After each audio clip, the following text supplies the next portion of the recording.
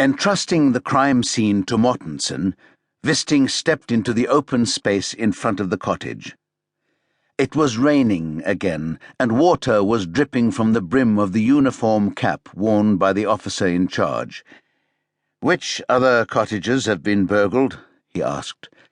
The officer turned northwards, pointing to a summer cottage further inland, its contours outlined against the sky, windows brightly lit, with an elevated flagpole flying a pennant that flapped in the wind. "The owner's name is Ove Bakkeruds. He arrived from Oslo an hour ago and discovered he'd been burgled. When he went to check the neighbouring cottages, he found the body and raised the alarm."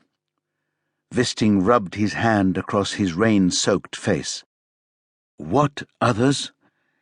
The policeman, turning his back on the weather, produced a notebook. "Jostein Hammersnes," he gestured over Wisting's right shoulder. "He has a cottage over on the point and phoned the police station to report a break-in about the same time we heard about the body.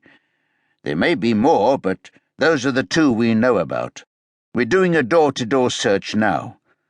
"What have you done with the cottages?" "Cordoned them off." Wisting nodded. They had at least 3 connected crime scenes, giving them more than 3 times the opportunity to detect traces of the culprit. A rare benefit as a starting point. "We've called in crime scene technicians from the entire region." "What about the owners?"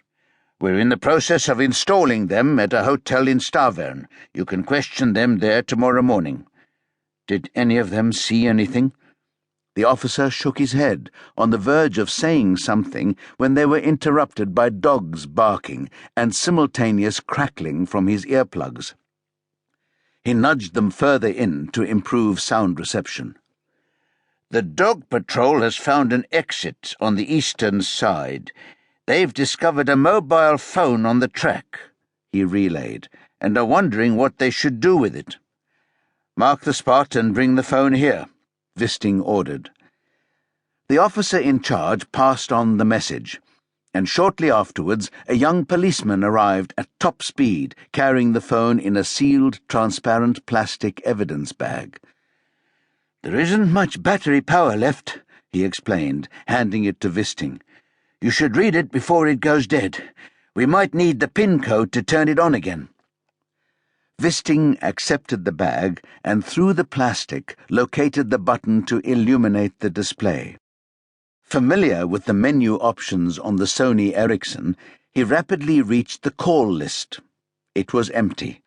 No incoming or outgoing calls. Returning to the menu, he found his way to the text messages. There was only one, received at 16:53. All it indicated was a number, 2030. The message had been sent from a 9-digit number abroad. In the Sent folder, there were 2 messages to the same number.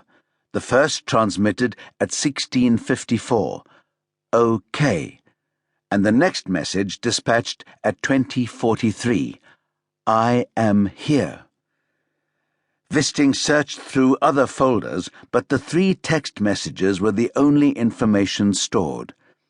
He interpreted 2030 as a message about a particular time of day, with the response being OK, and thereafter the owner of the mobile phone had sent a message suggesting he was at the agreed meeting place. I am here. "I'll take it with me and put it on charge," Wisting said, tucking the phone into his jacket pocket. "Perhaps more messages will come in overnight." A Snell gust caused Wisting to shiver as he surveyed the area in the night darkness. Black, rocky slopes, a grove of windswept pine trees and clumps of juniper bushes tossing in the breeze. No more than 3 hours had passed since the fateful encounter, resulting in a man's death.